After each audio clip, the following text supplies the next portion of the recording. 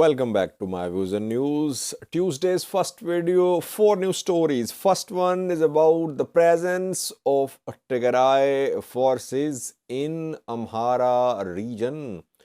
While Tigray is calling for the withdrawal of Amhara forces, Eritrean military from Tigray. Now the other side, Amharic news sources, they are claiming that Tigray forces are still deployed to two districts of the Amhara region. Details for you. Secondly, viewers, Ethiopia has appointed a new representative at UN. Who is this new representative? Thirdly, we have a new story about Ethiopian President of Supreme Court, Lady Miaza Ashinafi, reportedly is going to resign. What is the reason? Is it due to poor performance, or is it a preparation in case of some investigations which are being pressed by international community regarding human rights abuses which occurred during a Tigray conflict? And fourthly, we are Somalia, where yesterday Somalia's forces took control of two important towns in Galmudug. Third town was taken by them a few hours ago, but this morning heavy fighting erupted close to one of the newly taken town by Somalia's forces, and one top commander of Somalia's military has been killed, reportedly. Firstly, viewers, Tigray regional government is asking international community to play its role. It is asking Ethiopian federal government to ensure that Eritrean military and Amhara forces leave Tigray. Eritrean military has left major towns of Tigray, but still in more than a dozen cities of Tigray, towns of Tigray, Eritrean military is operating reportedly. Amhara forces, they announced their withdrawal from Tigray last week when they were shown withdrawing from Shire. They were being, we saw ENDF officers who were saying goodbye to these withdrawing Amhara Special Force members. And then 2 days ago, DWTV from Tigray reported that Amhara forces and Amhara militias, they were being mobilized from North Gondar towards Salamati, and that in upper and lower Salamati, ethnic Amharas were being settled. They were being brought from Ediarke and Gondar, and they were being settled in Mesabre. Purpose is to change the demographic balance of the area in case of referendum there. Now, the other side is accusing Tigray forces.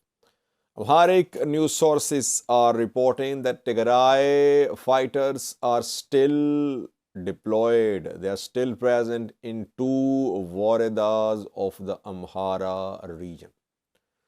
The two woredas mentioned are on Tigray Amhara border, Abergale and Sagbiji.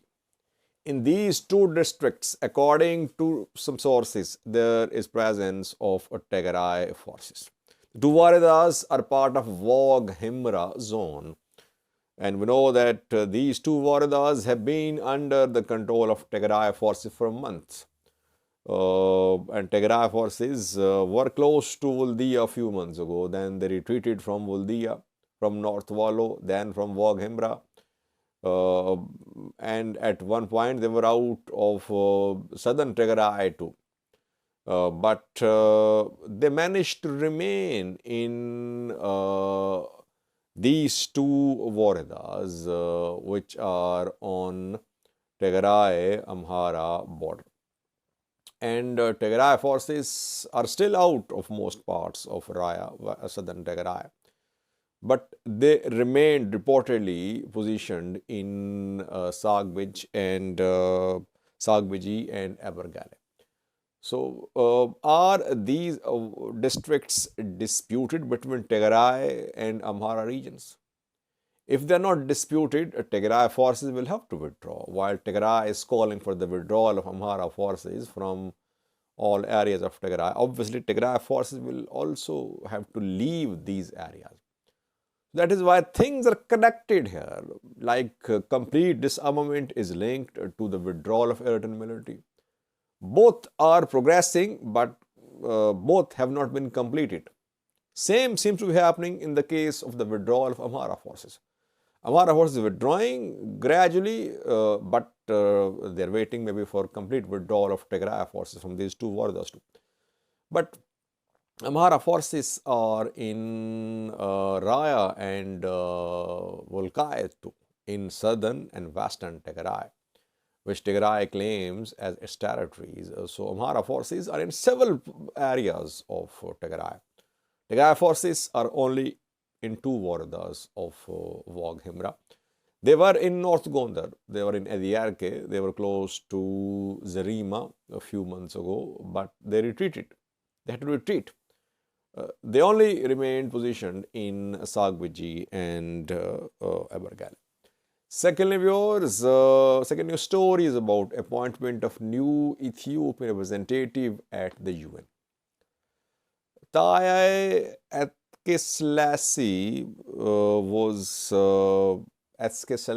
was Ethiopian representative at UN.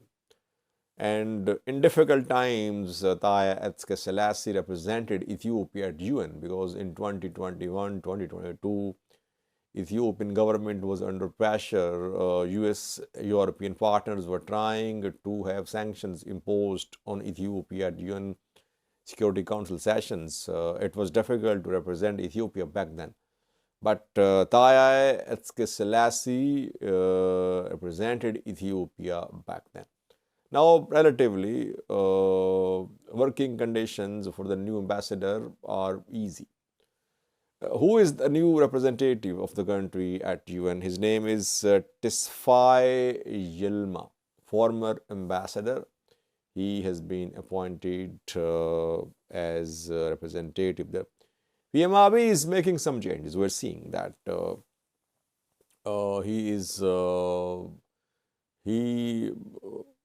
I wouldn't say fired. He relieved 4 ministers 3 to 4 days ago, and he is appointing new ambassadors too. He has appointed this new Ethiopian representative at UN.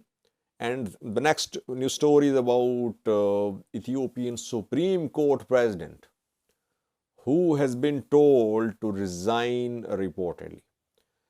Miaza Ashanafi, Supreme Court President, and her deputy Solomon Ardia are going to resign reportedly. These minutes, House Representative is meeting to approve, to confirm some new nominations, new appointments by Ethiopian PM Abiy. So we could see some new announcements in coming hours. We'll try to update you to some new positions, to the Supreme Court President post, to the cabinet as well. In coming hours, we'll try to update you. PM Abiy is making changes. Is it due to performance that he is transferring people, or does he want to remain in strong control? And whoever challenges, whoever resists his orders, or whoever is seen as not at his camp is fired. Miaza Shinafi and Supreme Court role is crucial in coming days, because pressure is obviously on Ethiopian government to investigate human rights abuses committed during Tigray conflict. A UN inquiry commission, despite opposition from Ethiopian government, was formed, funds approved. mandate renewed a few months ago. The Commission will visit Ethiopia in coming days.